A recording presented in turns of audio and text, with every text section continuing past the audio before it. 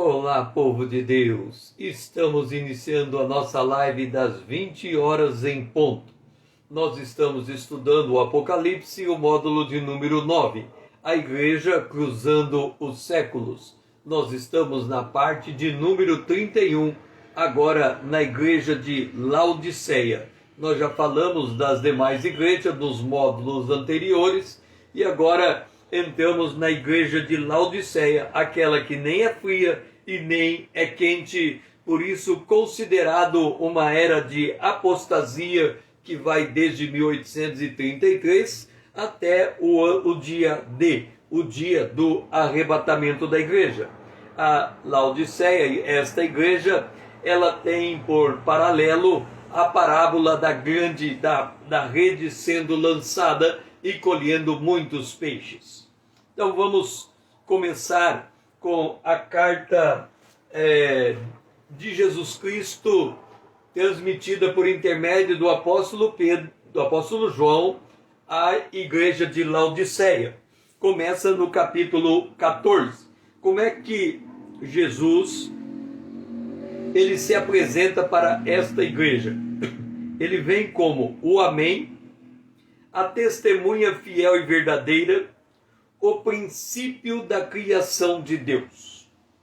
Para uma igreja que beira a apostasia, o fato de Jesus se expressar como o Amém, o verdadeiro, é deveras indicativo da necessidade desta igreja se apegar à verdade.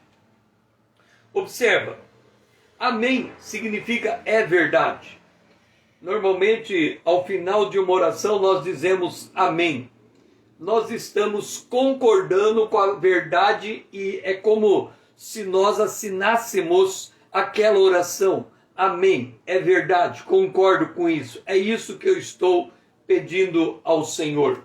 Então, esta palavra amém, ela vem como fruto de uma intimidade com Deus. Jesus se abre para essa intimidade e ele espera uma intimidade de volta, porque à medida que nos relacionamos com a palavra de Deus, as promessas de Deus são sim e amém.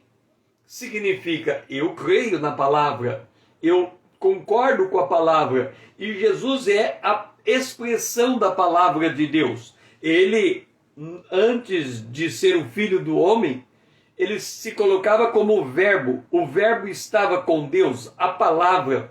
Jesus depois, quando ele é exaltado e ele volta montado em um cavalo branco, ele vem escrito na sua coxa a palavra de Deus. Ele é a palavra de Deus.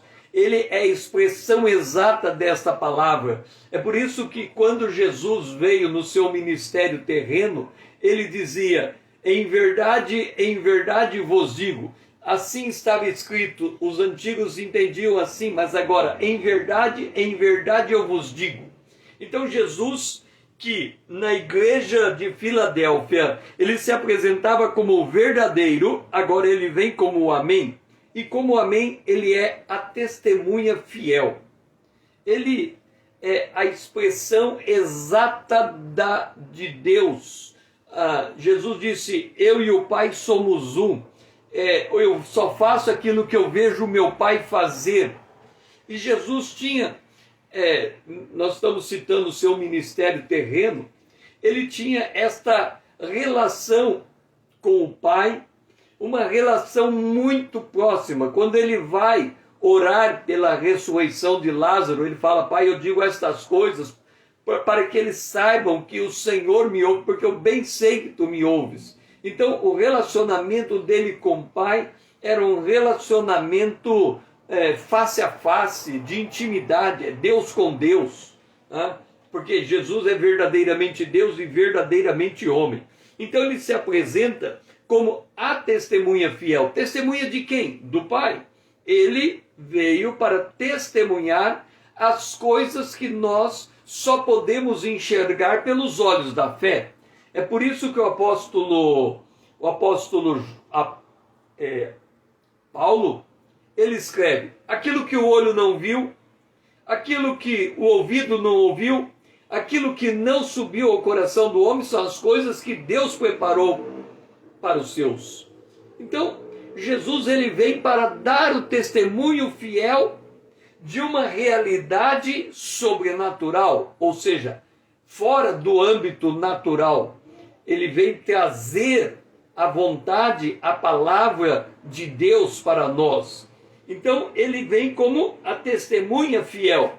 E ele vem como a testemunha verdadeira.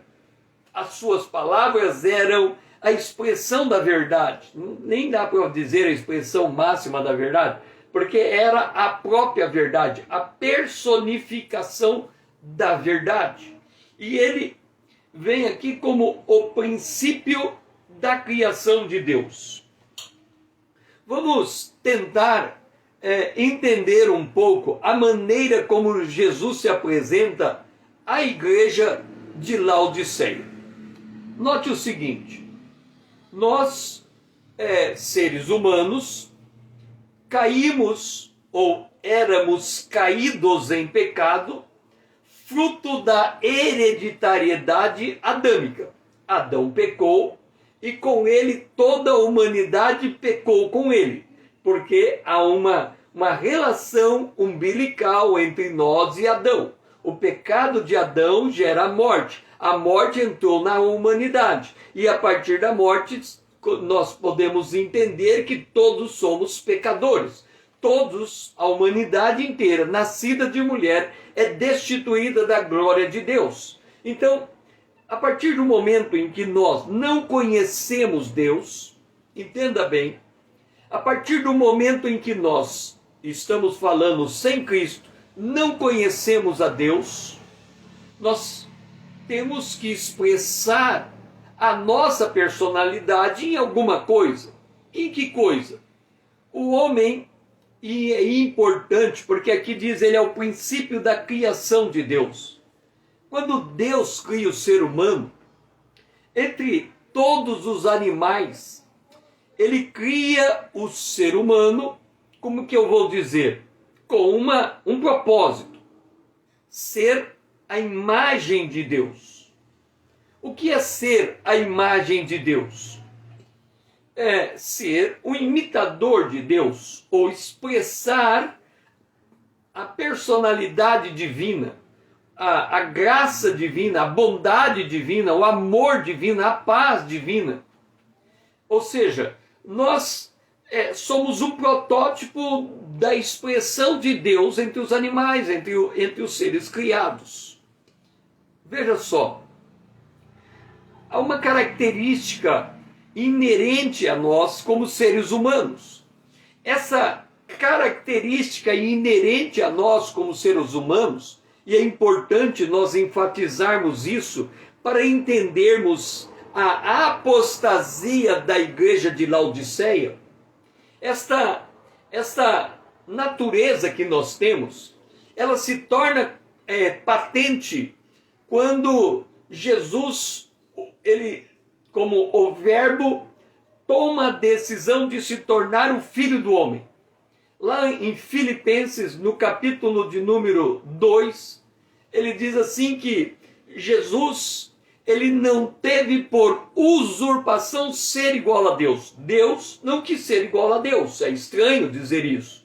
Mas o que está acontecendo ali, nesse momento, em que Jesus, sentado ao lado de Deus, ele diz assim: eu não quero ser igual a Deus. Parece até que ele está causando uma divisão, mas não é isso.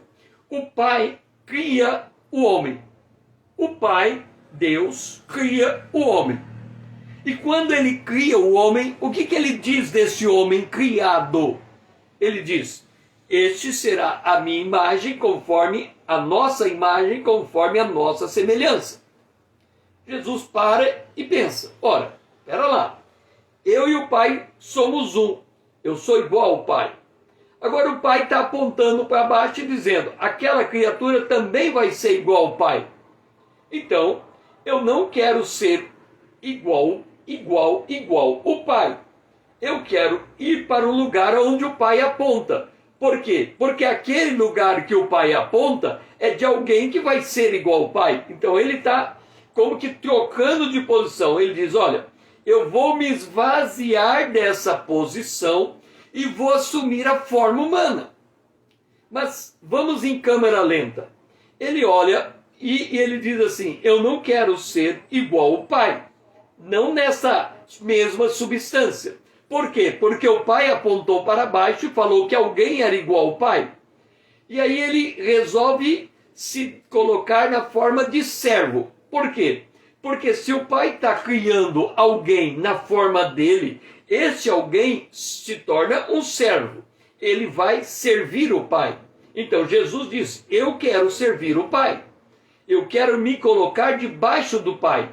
Então ele faz esse movimento. Só que quando ele faz esse movimento, o que ele faz? Ele diz, eu tenho que procurar uma criatura, dentre todas as criaturas, para expressar essa posição que eu vou me colocar. E aí ele poderia ser um anjo. Mas o pai não falou que o anjo seria a imagem e semelhança de Deus.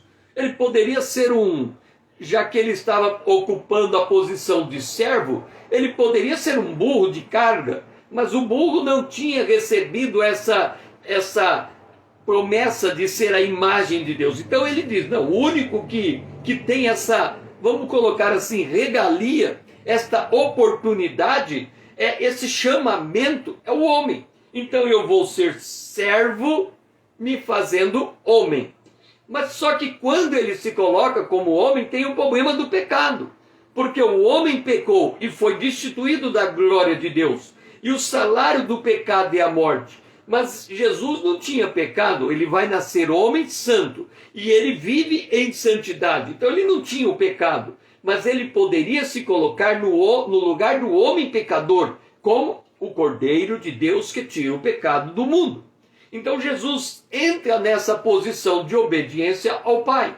E quando ele assume a posição de obediência ao Pai, a obediência leva ele até a morte, e morte de cruz. E quando ele morre do modo como ele morreu, ele ressuscita glorificado por Deus, o Pai, para ocupar o lugar que outrora lhe era dado. E que ele nunca perdeu. Ele vai e ele ora dessa maneira. Jesus diz, Pai, glorifica-me com a glória que eu tinha antes. Quer dizer, eu quero voltar àquela posição de outrora. Então, ele ocupa aquele lugar, ele ocupa o lugar do homem para voltar exaltado ao lugar de Deus. Então, ele preenche esta condição. Dora, seja bem-vinda. Ao preencher esta condição, ele se apresenta à igreja de Laodiceia como a testemunha fiel e verdadeira, o princípio da criação. Então, qual é o drama da igreja de Laodiceia? O que ela não consegue captar? A igreja de Laodiceia, ela é uma igreja laboriosa. É uma igreja que, do ponto de vista humano, ela consegue alcançar o seu potencial dentro do potencial humano. Ela consegue o seu lugar de destaque. Só que ao buscar esse lugar de destaque, ela acaba perdendo a conexão com Deus. Ela perde o princípio da criação. Qual é o princípio da criação? Dependência total e absoluta de Deus. Jesus, quando ele diz ele é testemunha fiel, ele se coloca nesta condição de absoluta dependência de Deus. Eu faço o que vejo meu Pai fazer. Eu falo as palavras que o meu Pai me dá para falar. Então Jesus, o tempo todo, ele se mostra nesta dependência de Deus. E a igreja de Laodiceia, ela vai se apartando desta dependência de Deus. E quando ela se aparta desta dependência de Deus, mas permanecendo igreja, ela põe Cristo para o lado de fora. Este é o drama da igreja de Laodiceia.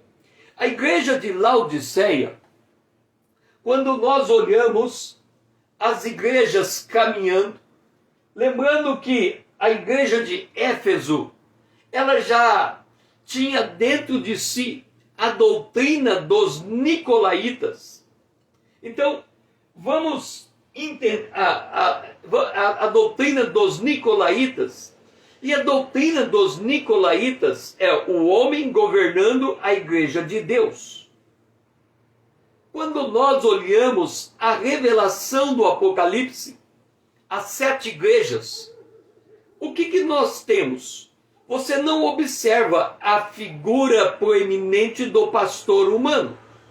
Você vê os 7 candelabros, você vê o Filho do Homem no meio dos candelabros e à sua direita os anjos da igreja, os 7. Quer dizer, Jesus é a causa e o fim último da igreja, o modelo da igreja, o princípio da igreja, sendo que igreja é membros formando um corpo. Jesus é a modelagem dessa membresia. O objetivo da igreja, de cada membro individual, é dar testemunho de Jesus Cristo, expressando em si a imagem de Cristo. Agora, deixe-me colocar para você o que é a imagem de Cristo. Quando Jesus se coloca, ou ele é colocado em uma situação em que uma mulher adúltera é lançada aos seus pés, qual era a atitude dos que estavam ali? A atitude de todos os que estavam no entorno daquela mulher adúltera era de jogar pedra na mulher. Por que que aquela multidão, estando na presença de Jesus, se achava no direito e não se sentiam acusados de lançar pedra naquela mulher? É óbvio que aquela multidão, aqueles homens religiosos na frente de Jesus, eles pensavam que os seus pensamentos refletiam a vontade de Deus. Como assim? Entenda, por que que aquela mulher foi colocada aos pés de Jesus? Porque com que direito aqueles religiosos tinham, com base em que direito eles tinham, para simplesmente lançar a mulher aos pés de Jesus? Eles tinham que ter um direito, porque senão seria muita ousadia chegar diante do Rei dos Reis, do Senhor dos Senhores, jogar uma mulher e falar como quem joga um lixo no chão. Ninguém vai fazer isso. Eles só vão tomar a atitude de jogar a mulher no chão porque eles têm absoluta certeza que eles estão fazendo a coisa certa. E aonde estava essa coisa certa? Na lei. A lei diz que se um homem ou uma mulher for pego em adultério, elas deveriam ser apedrejadas. Você pode dizer, César, pera lá, se a lei diz o homem e a mulher pegam em adultério tem que ser apedrejado, então eles estavam agindo de maneira mal intencionados, porque livra o homem, põe a mulher. Ok. Então eles estavam na metade do direito deles errado, porque se eles pegaram a mulher em flagrante adultério, eles poderiam pegar o homem, mas nós poderíamos dizer que o homem fugiu e a mulher não conseguiu fugir. Então está desculpado, o homem fugiu, a mulher ficou. Mas essa não é a questão. A questão é que a lei dizia que um dos dois ou os dois tinha que ser apedrejado. Então aquela mulher é colocada diante de Jesus para ser apedrejada. Por quê? Porque a lei dizia isso. E quanto mais certeza nós temos da lei, mais a gente inchado fica, mais empoderado ficamos. Por quê? Porque nós constitutivamente somos fracos. Toda a humanidade é pecadora. Então todo mundo se equipara. Não existe diferença entre o salvo e o perdido na sua origem. Todos são iguais. Todos estavam perdidos. Agora, vem a lei e diz que pode jogar pedra. Mas por que há um empoderamento quando a gente entende que a lei nos dá o direito de fazer alguma coisa? É a proposta da serpente. O que a serpente falou? A serpente disse à mulher: é certo que você, comendo do fruto do bem e do mal, você não vai morrer. Pelo contrário, você vai se tornar conhecedor do bem e do mal. E aqueles que estavam jogando pedra, eles tinham o entendimento que eles estavam no seu direito. Eles tinham o entendimento de que eles estavam do lado certo. Eles tinham o entendimento que aquela mulher estava absolutamente errada. Eu creio que agora você começa a perceber por que a igreja de Laodiceia joga Jesus para fora e continua se achando igreja. Deixe-me dizer uma coisa para você. O homem tem consciência. O apóstolo Paulo diz que o homem natural tem consciência. O homem natural, o judeu, ele tem os 10 mandamentos, que é a lei de Deus que diz o que é certo e o que é errado. O homem natural, ele tem a consciência.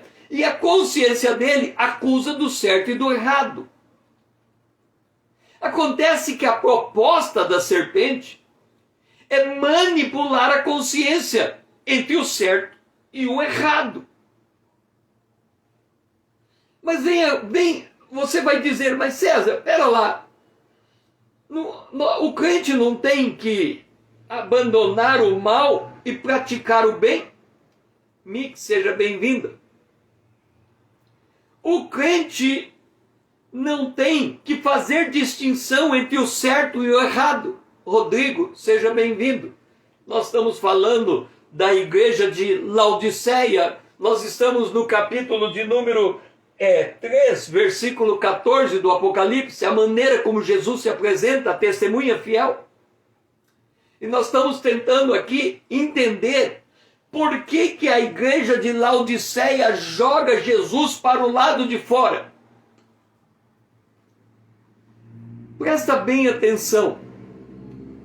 Porque essa atitude da igreja de Laodiceia, aparentemente ela está certa, mas está absolutamente errada.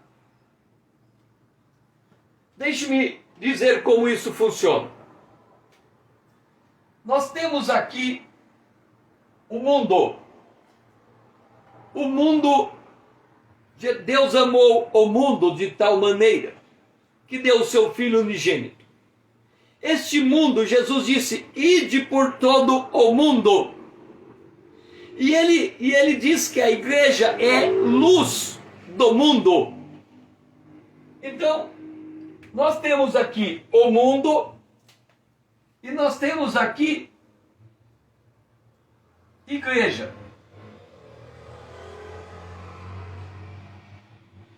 No mundo inteiro, nós vamos ter igrejas. Nós vamos ter igrejas.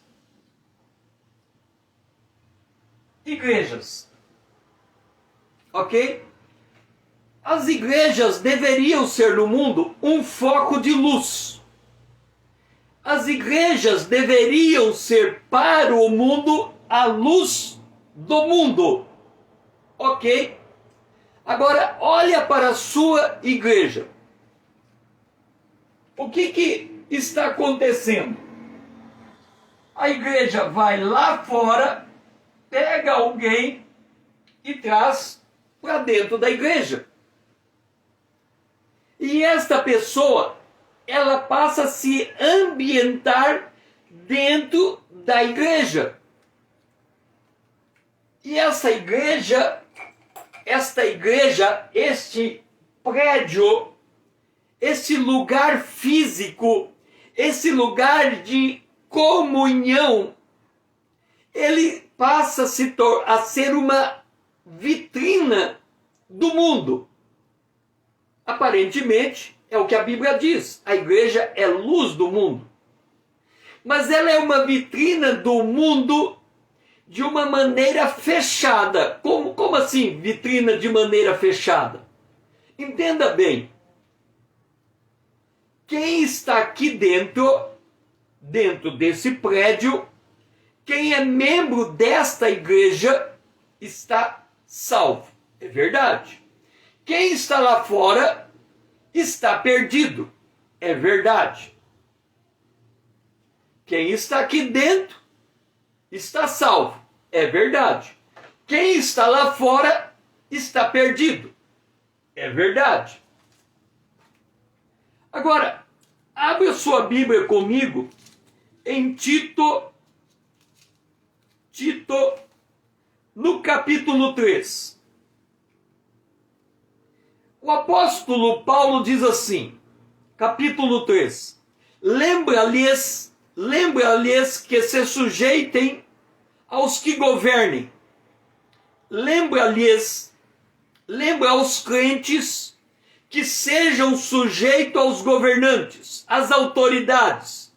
Sejam obedientes. Olha só, Paulo está falando para a igreja como que a igreja deve fazer em relação a quem está lá fora. E ele diz assim, sejam obedientes às autoridades. Estejam prontos para toda boa obra. E aí ele diz assim, presta atenção, não difamem a ninguém, nem sejam altercadores, mas cordatos, dando prova de toda cortesia para com todos os homens. Olha só, presta atenção no que Paulo ensina e a noção que as pessoas estão carregando a respeito de um lugar chamado igreja, local físico de congregação. A igreja diz, quem está aqui dentro está salvo, verdade. Quem está lá fora está perdido, verdade. Agora Paulo diz assim, quem está aqui dentro não difame quem está lá fora. Quem está aqui dentro não discuta com quem está lá fora.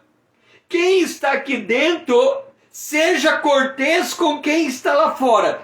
E agora vem o insight. Agora vem aonde a coisa pega.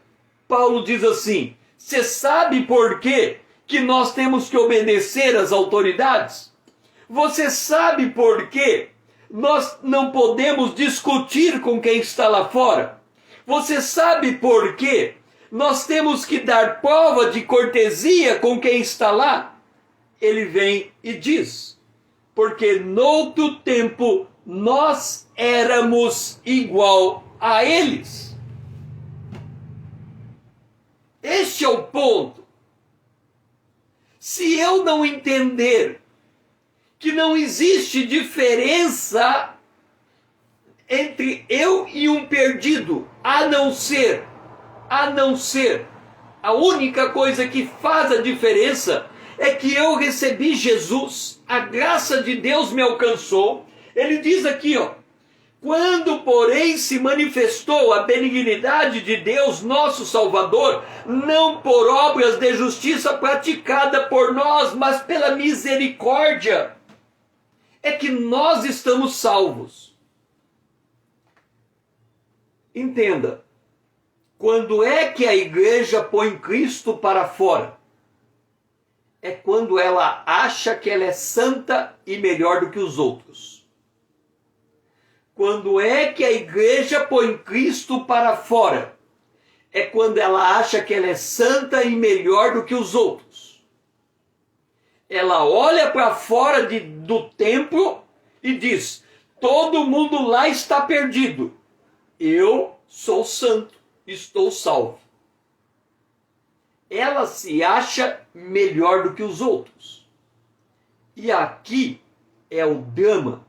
Porque quando a igreja se coloca nesta posição, ela se torna a consciência do mundo. De novo, quando a igreja se coloca na condição de melhor do que os outros, ela se porta na consciência do mundo. O que é isto? Ela quer que o mundo use a mesma regra que ela está se medindo. Então ela olha para o mundo e diz: eles são pecadores, nós somos santos.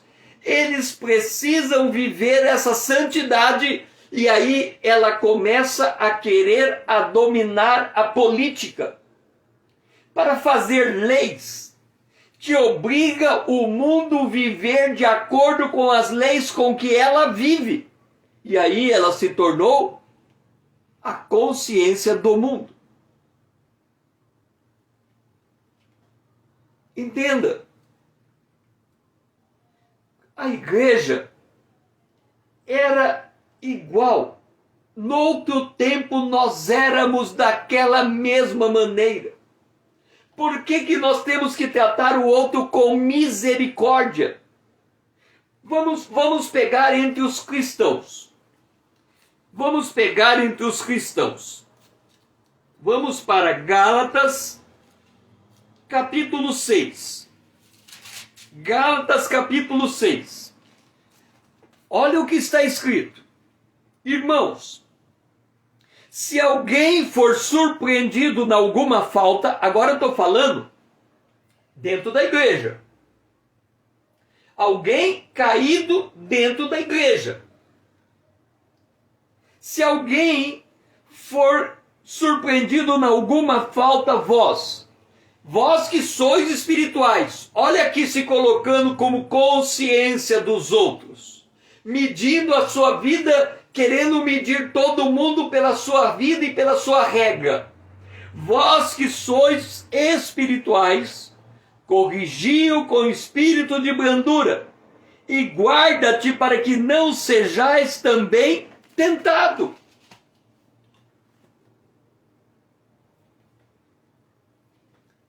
Entenda, Deus é santo, Jesus é santo, a igreja é santa. Porque a igreja tem Cristo dentro dela. Mas, ao mesmo tempo em que nós somos santos, não existe mérito na santidade que possuímos. O mérito é do Senhor. A obra é do Senhor. A obra que ele está dizendo aqui, a obra de regeneração, no lavar regenerador do Espírito, a obra é do Espírito de Deus. Se a obra é do Espírito de Deus, como é que eu devo olhar para o mundo? Eu era como eles. E eu só fui resgatado daquele lugar, porque a graça de Deus me alcançou, e eu tenho que alcançá-los pela graça. E o que nós vemos hoje? A igreja dando de dedo no mundo.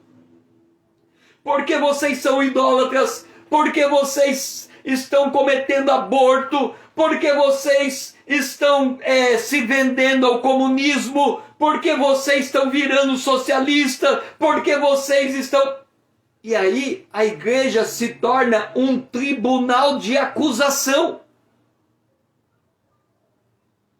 Ela olha para o mundo como aquela mulher a adúltera, ao caída aos pés de Jesus. A lei diz, tem que apedrejar essa mulher. Então ele olha para o mundo e diz assim: vamos mandar fogo do céu para consumir esse povo, porque esse povo não quer ouvir o evangelho. A igreja não quer mais pagar o sacrifício de ser perseguida por amor a Cristo. Ela quer se proteger antecipadamente da perseguição. Observa, nós estamos tendo CPI. Você pode ir na CPI de duas maneiras. Numa CPI, lá no Congresso, você pode ir na CPI como testemunha. Se você for como testemunha, você tem que falar a verdade. Tudo que lhe perguntar, você tem que responder. Em compensação, você é uma testemunha. Agora, se você for como acusado, você vai lá no Supremo Tribunal, pede um habeas corpus e vai para esse lugar, porque você não pode produzir prova contra você. Você vai e fica quieto e não fala nada para que você não seja acusado. A igreja, ela quer comprar um habeas corpus. Ela não quer que o mundo julgue ela. Ela não quer que o mundo analise ela. Ela não quer que o mundo persiga ela. Então ela quer construir leis para se proteger do mundo. Uma igreja assim, ela não está na dependência de Deus. Ela não é mais uma testemunha fiel. Uma igreja assim, ela é um agente político. Ela deixou a origem. Jesus se apresenta na igreja de Laodiceia como o princípio da criação de Deus. E o princípio da criação de Deus, a qual o próprio Jesus se submeteu, é o princípio de ser ou de confiar em Deus, de confiar na provisão de Deus, de confiar no cuidado de Deus, de confiar na misericórdia de Deus, de confiar na graça de Deus e cumprir a lei. Mas que lei? Primeiro mandamento: amar a Deus sobre todas as coisas. Segundo mandamento: amar o próximo como a si mesmo. Complemento desse mandamento: amar os inimigos, orar por aqueles que lhes odeiam. É uma mudança completa de mentalidade que a igreja de Laodiceia não quer mais para si. Por quê? Porque ela chegou no nível de grandeza, no nível de riqueza, no nível de poder. Ela se torna estatisticamente numerosa ao ponto de se tornar uma entidade econômica. Você tem um mercado gospel, você tem produtos gospel voltado para esse mercado, uma economia inteira em cima deste mercado, e ela não quer perder as suas posições de privilégio. Aonde está Cristo numa igreja como esta? Do lado de fora. Este é o drama da igreja de Laodiceia. Note uma coisa, vou colocar de novo esse argumento. Todas as vezes que o líder da igreja se coloca como consciência do mundo para ditar regras ao mundo de como a vida deve ser vivida, ele está baseado na lei, não na graça. Ele se vê melhor do que os outros, não se vê igual. Ele não percebe que ele foi salvo pela graça de Deus, pela obra do Espírito Santo, que não tem justiça humana alguma em cima disso, e ele se entende melhor do que os outros. Esta é a igreja de Laodiceia. Por não conhecer a palavra de Deus, ela se apostata da fé. Ela se desvia da fé. Ela abandona a sua fé. Porque a fé não tem mais função. Qual é a função da fé? Me conectar com Deus. Sem fé é impossível achegar-se a Deus, porque é necessário que saiba que Deus existe e que Ele é o galardoador daqueles que o buscam. Agora, se eu não preciso de Deus, se eu me torno consciência dos outros humanos, se eu passo a me enxergar melhor do que os outros, para que eu preciso de Deus? Não há mais a conexão da fé. A fé perdeu a função. Neste caso, este pretenso homem de Deus, ele pode ter qualquer conquista nesse planeta sem Deus. Porque o Salmo 73, falando do homem rico e do salmista que quase escorregou os seus pés, porque ele viu a prosperidade do ímpio, até ele entrar na casa de Deus e compreender o fim do ímpio, ele quase escorregou da fé. E a igreja de Laodiceia, ela olha para o clamor da vida nesse mundo e ela entende que ela vive numa ilha de prosperidade e ela se torna numa grande bolha, aonde dentro das quatro paredes, aonde essa igreja congrega, ela é rica, mas ela não sabe que é pobre. Ela é abastecida, mas ela não sabe que é desassistida. Ela é grande, mas ela não sabe que ela é pequena, porque ela rejeitou a pedra que os edificadores também rejeitaram. Quando nós lemos lá no livro, lá na carta de Paulo aos Efésios, que a igreja deve crescer no fundamento dos apóstolos, dos profetas, de que Jesus é a principal pedra de esquina, e a igreja de Laodiceia tira Jesus do contexto. A igreja de Laodiceia, ela é capaz de dizer coisa desse tipo. Aqui está a palavra de Deus, cheia de princípios. E se eu adotar os princípios da palavra de Deus que são eternos, nem Deus impede que eu seja grande. Ela está agarrando em princípios e desprezando o Deus dos princípios. E aí a soberba toma o lugar da humildade.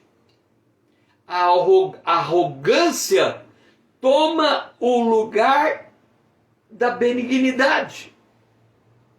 E a igreja, ao invés dela ser luz do mundo, ela se torna consciência do mundo, que é completamente diferente de ser luz do mundo. A luz dá testemunho da sua luz.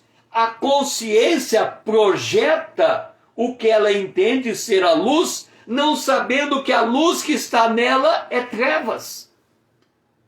Porque é cego conduzindo cego. É a lei querendo alcançar os perdidos. E aí ela não vai conseguir cumprir o seu papel. A igreja de Laodiceia representa a igreja dos últimos dias, que busca doutores segundo as suas concupiscências, que busca pregadores para satisfazer o seu ego, que busca mestres para poder engrandecer a sua personalidade, mas ela não reconhece a cruz de Cristo como instrumento de mortificação da carne. Ela não reconhece a cruz de Cristo como instrumento do poder de Deus para a salvação de todo aquele que nele crê. Porque cruz significa todo aquele que quer vir após mim, disse Jesus, tome sua cruz. O que é cruz? Instrumento de morte. Morte do quê? morte do ego, morte do eu, morte da carne. O apóstolo Paulo aos Colossenses ele diz: mortificai, pois, a vossa natureza terrena. Mas a igreja de Laodiceia não tem o que mortificar, porque ela já alcançou um patamar de convivência comunitária altamente satisfatória. Mas é satisfatória no lugar de convivência, porque nos escondidos das casas, cada um daquela convivência volta a ser o que era.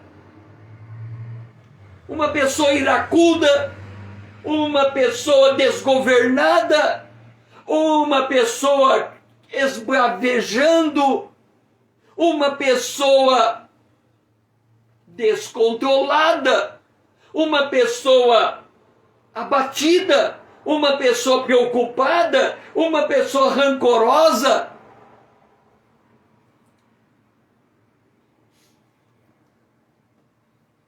Certa feita, estávamos numa escola bíblica dominical e a professora dando aula. E chegou uma questão sobre dominar a ira. E aí, quando aquilo esquentou o debate na sala de aula, a professora disse algo assim: eu nasci desse jeito e vou morrer desse jeito, e todo mundo sabe que eu sou uma pessoa que a ira me deixa descontrolada. E ela, professora de escola bíblica dominical, justificando o seu comportamento carnal como algo aceitável, porque ela nasceu daquele jeito, vai morrer daquele jeito. Então a igreja vai se tornando uma igreja maquiada, porque no local de congregação tudo é festa, tudo é música, tudo é canto, tudo é vitória. Mas quando sai e volta para o seu lugar, tudo é derrota, tudo é fraqueza, tudo é murmuração, é o oposto. A reprimenda dessa igreja é de ser morna, não é rica, mas é pobre, é cega e é nu. Essa igreja, ela recebe um elogio. Alguns dentro dela recebe um elogio.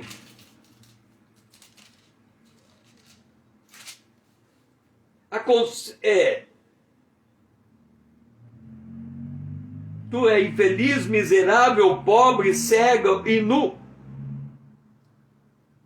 E aí ele aconselha, repreende, ser zeloso, eis que estou à porta. E aí, quem dera fosse quente, é frio. Você está perto de ser vomitado. Você pensa que é rico e abastado. Essa igreja, diz o Senhor, eis que estou à porta e bato. Se alguém ouvir, eu entrarei. E ao vencedor, dar-lhe-ei, como eu também venci, dar-lhe-ei sentar-se comigo no meu trono.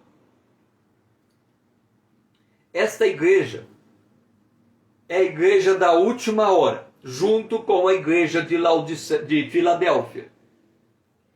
Ela está passando o momento mais importante da história. E ela está com dificuldade de enxergar a sua verdadeira identidade.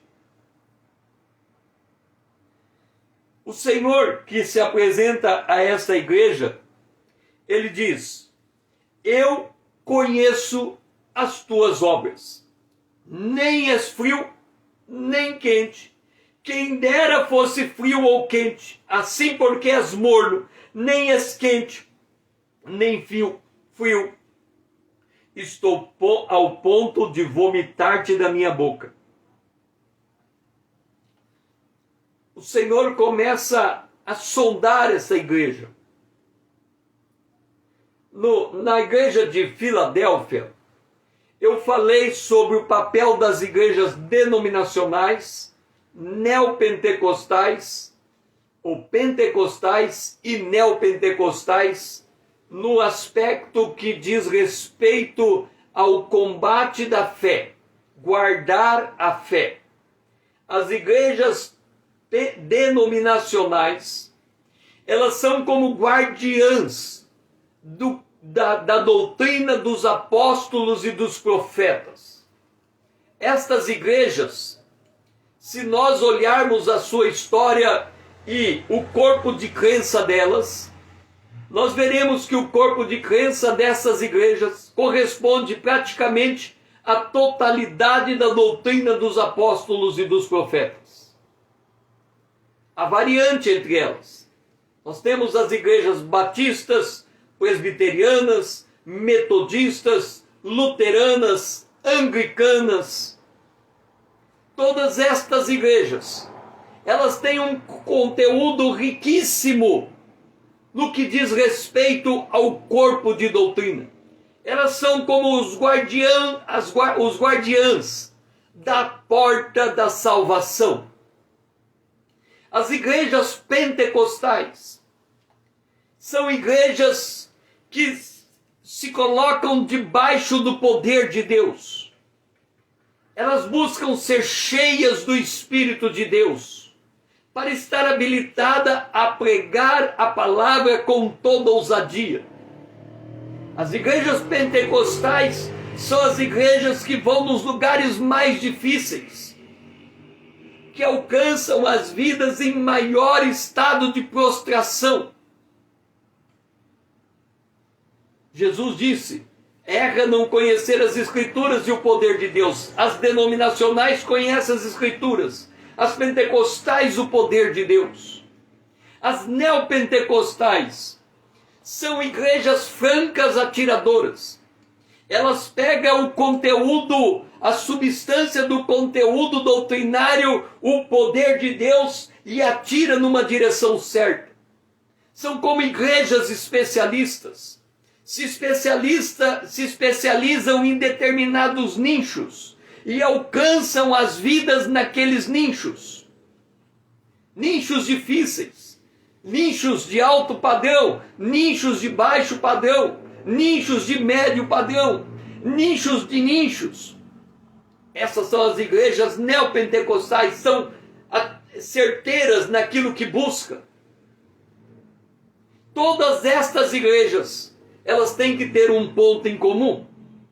O ponto em comum é que a salvação é pela graça mediante a fé, não é por obras para que ninguém se glorie. Nenhuma dessas igrejas tem no conjunto de suas doutrinas o se exaltar sobre os demais, o ser melhor do que outros.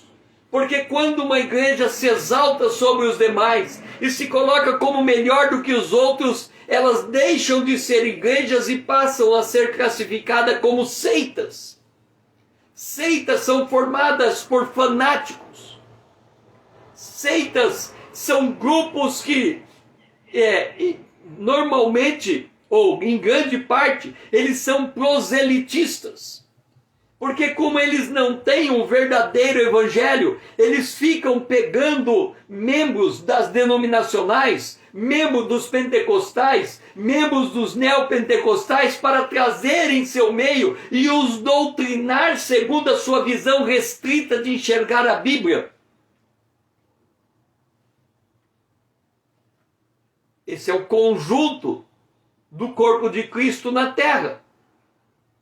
A igreja de Laodiceia, ela não se enquadra nesse conjunto, mas ela está dentro dele.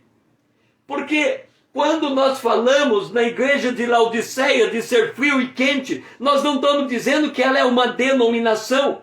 Nós não estamos dizendo que ela é um pentecostal ou ela é uma neopentecostal. Nós não estamos dizendo que ela é uma seita, não é isto. Esta igreja é o joio no meio do trigo prevalecendo como joio. Neste caso, a igreja de Laodiceia, ela tem que ser analisada a partir do anjo daquela igreja, a partir da estrutura, da maneira como aquela igreja está se comportando. Se ela entende que a salvação é pela graça mediante a fé, mas ela se prevalece como cristão, é o homem tomando conta da igreja.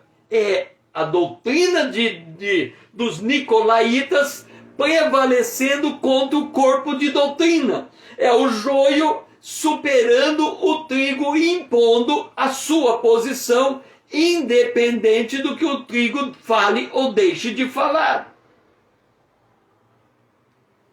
É por isto que quando nós estudamos o livro do Apocalipse, pois diz, a gente tem que ter o discernimento de enxergar.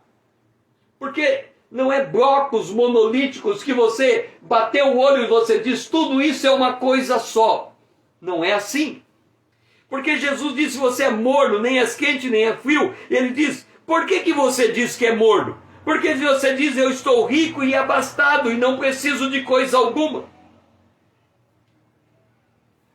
Nós temos que olhar esta palavra, eu sou rico e abastado e não preciso de nada, à luz do que Jesus disse em João capítulo 15, quando ele diz, sem mim você não pode fazer nada.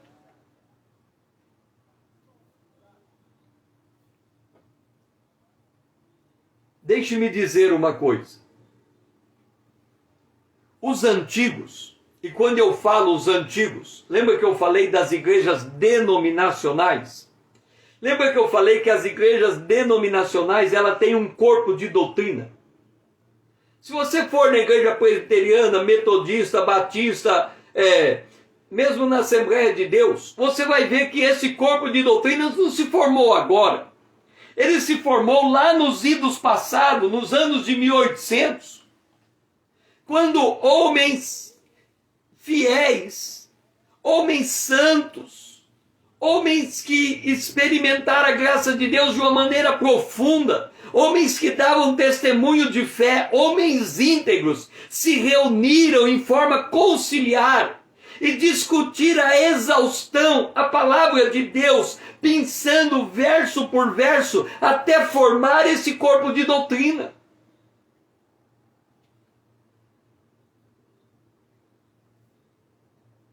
Quando nós chegamos na igreja de Laodiceia, esse corpo de doutrina é deixado de lado. Quem está à frente, ele faz a própria doutrina. E quando ele faz a própria doutrina, a sua carne chega junto. E ela insere um falso evangelho. E aí ele diz, eu estou rico e abastado, por quê?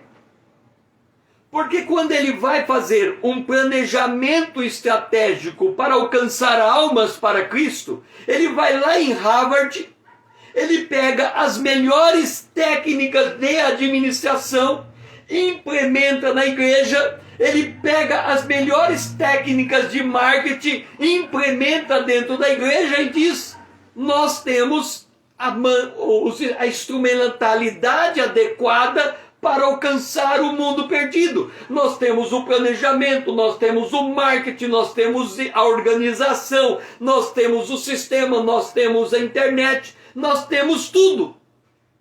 E a única coisa que eles não têm é intimidade com Deus, é comunhão com Deus, é submissão à doutrina da palavra de Deus. E aí ele desenvolve a obra de Deus sob a ótica humana. César, você está contra planejamento estratégico? De forma alguma. O apóstolo Paulo foi o maior estrategista da igreja. Se você observar, o apóstolo Paulo, ele ficava em cidades polos, ganhava as pessoas nas cidades polos, e essas pessoas se espalhavam pelo mundo pregando o evangelho. Isso é estratégia. Mas Paulo orava. Paulo manejava bem a palavra da verdade. Ele pregava Cristo e esse crucificado. dentro dos princípios da estratégia. Se você notar, o apóstolo Paulo ficou preso em Roma. E quem cuidava dele era a guarda pretoriana. A guarda pretoriana era a guarda romana de elite. A guarda pretoriana que cuidava de Paulo era a mesma guarda pretoriana que transitava por todo o Império Romano. Isso significa que se Paulo ganhasse alguém na prisão da guarda pretoriana, ele tinha grande probabilidade desse indivíduo sair dali e ir para qualquer país do mundo levando o evangelho. Paulo era estratégico até preso. Então, o que nós estamos falando quando tratamos de uma igreja como a de Laodiceia? É uma igreja que não sabe que és infeliz, miserável, pobre, cego e nu, porque ela perdeu a conexão com Deus para tocar a obra de Deus com a mentalidade humana. É o homem fazendo o que ele acha que Deus pediu para ele fazer, do jeito que ele acha que deve ser feito. Nisso está a apostasia. Nós não vamos encontrar essa apostasia de alguém que sai da igreja. Porque não é esta apostasia que está sendo dita aqui. É uma apostasia que acontece dentro da igreja. Por isso que é preciso do discernimento. Porque quem está dentro, ele está em uma bolha e ele não percebe mais que ele se distanciou da onde ele devia estar. E que ele colocou Cristo para o lado de fora. Com isso, estamos encerrando essa live. Amanhã, às 20 horas, se o Senhor nos permitir, vamos estar aqui para dar continuidade ao exame da carta de Jesus Cristo à igreja de Laodiceia. Foi muito bom ter você, Dora, Miki, Rodrigo, junto comigo nesta noite. Se você ainda não faz parte da minha conta aqui no Instagram, ali no YouTube, venha fazer parte. Vamos tornar essa conta relevante. Eu te peço ajuda, vamos levantar o povo de Deus, a despertar o povo de Deus, para que se o povo de Deus for despertado, o próprio Cristo virá esclarecê-lo. E mande esse aviãozinho com esse vídeo para os seus amigos. Me ajude a fazer essa mensagem chegar mais longe. Foi muito bom ter você aqui comigo. Eu nunca falo isso, porque o volume de conteúdo que eu tenho é tão grande que eu vou levando, mas se você tiver alguma coisa, fale comigo pelo direct ou coloque a sua pergunta nos comentários que eu vou interagindo com você enquanto vou ministrando a palavra de Deus. Que você tenha um restante de dia abençoado na presença de Deus e que o Senhor seja louvado.